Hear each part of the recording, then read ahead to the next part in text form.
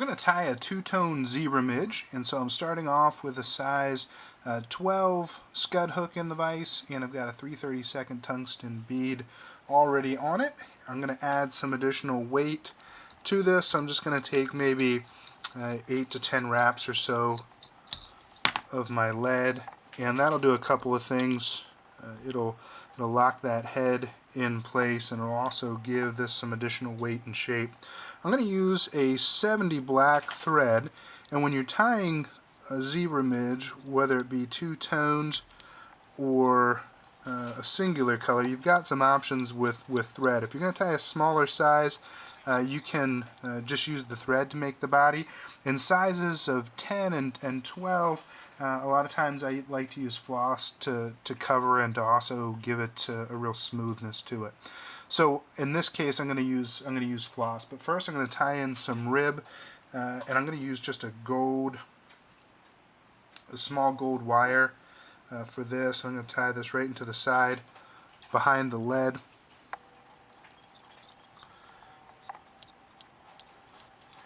And just follow the contour of the hook down past the bend, and then I'll bring it up back to about the point in the hook. And that's where I'm going to tie in my floss. So floss comes in a couple of either 2 strands or 4 strands. This is a 4-strand variety that I have, but I'm only going to take two strands for this. So I'll cut off maybe a 4-inch section of floss.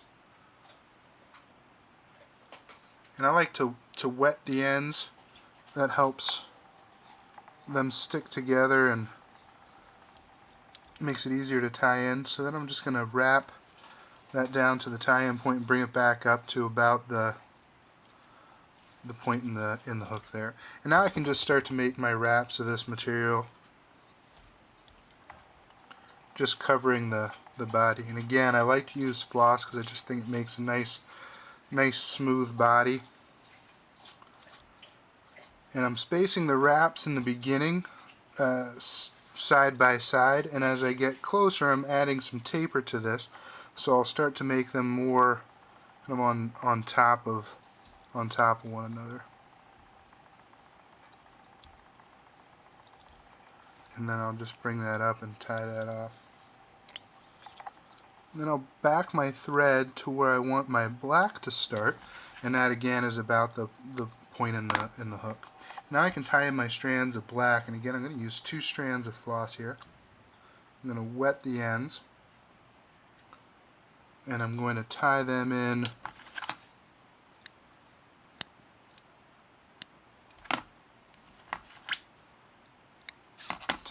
right to the side.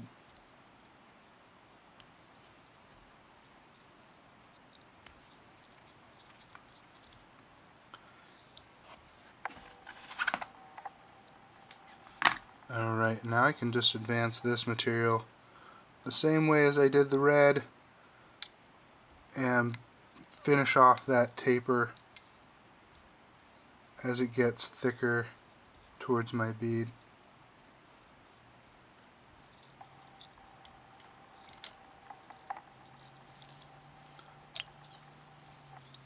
And then I'll tie that off. Now I can advance my wire through and just like to take nice even turns with this. One thing that I always try for is to hit one of the turns of the ribbing at that transition point. If nothing else, I think just aesthetically it looks good. And then I'll tie that off behind the bead, break off. And now at this point then I can put my whip finish in and finish building out any additional taper that I need behind the head.